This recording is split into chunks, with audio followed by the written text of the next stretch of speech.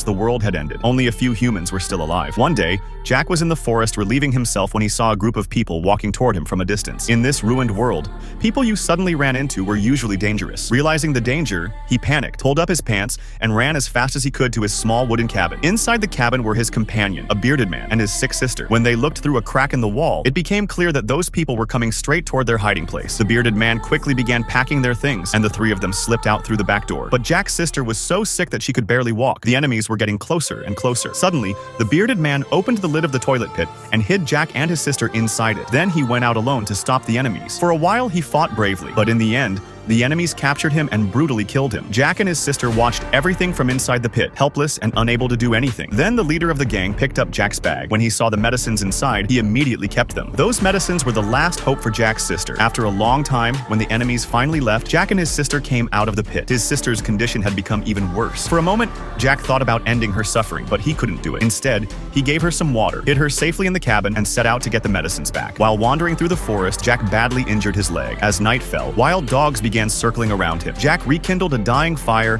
and spent the entire night swinging burning wood to keep the dogs away. Somehow, he survived until morning. All he could think about was his sick sister, and that thought gave him the strength to keep going. On the way, he found an old tent. Inside was a dried skeleton, but in a bag nearby, he found a box of matches, a rusty knife, and a whistle. He put them in his pocket and continued forward. Soon, he reached the camp of the same dangerous gang. Waiting for the right moment, he quietly slipped inside and started searching for the medicines. But the bag was empty. Just then, a woman returned to the tent, and Jack had no choice but to attack her. After a short while, the rest of the gang also came back. Jack stayed hidden and watched everything. He saw that they had captured a small boy and were preparing to cook and eat him. As soon as he got the chance, Jack quietly cut the boy's rope, and the boy escaped. During the chaos, Jack noticed a locked wooden box. He suspected that the medicines were hidden inside it. After hiding the entire night, in the morning, he carefully took the key from the gang leader's neck, opened the box, grabbed all the medicines, and ran away. The gang immediately started chasing him, and a dangerous chase began in the forest. But somehow, Jack managed to trick them and escape. After some time, however, they caught him again. They tied him up and began lighting a fire. It was clear Jack was going to be their next meal. Just then, he noticed the whistle lying on the ground. He picked it up with his mouth and blew it loudly. Hearing the sound,